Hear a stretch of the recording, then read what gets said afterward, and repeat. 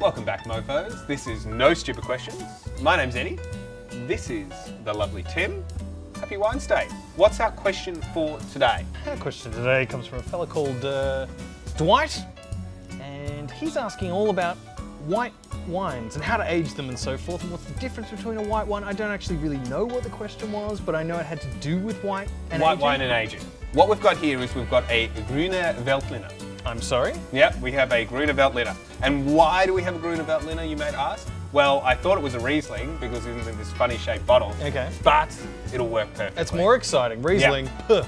So Grüner Veltliner is an Austrian variety. It's clean, it's crisp, it's got some like white pepper notes to it. It's lovely. If you like Riesling, if you like drier styles of Pinot Gris. So in this one, you've got lemon and lime and, you know, spices and stuff.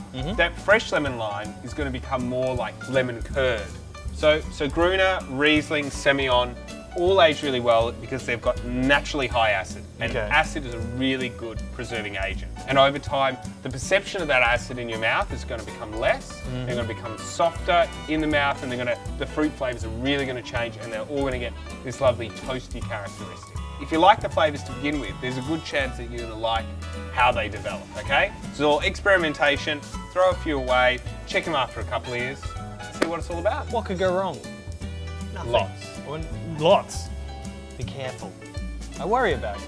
We love answering your questions, mofos. Please keep sending them in. All the links are below. Like, subscribe, give us a shout out, all those things. See you next week. It was the first day. Yeah. And anyway, I opened up my backpack that had a pouch of tobacco in there, and the smell of that just made me instantly vomit, like, back into my backpack. And then I just looked at the situation, and I just didn't rock up to that job. Yeah. That job was written off. And I just never returned their calls or anything, just disappeared off the face of the earth.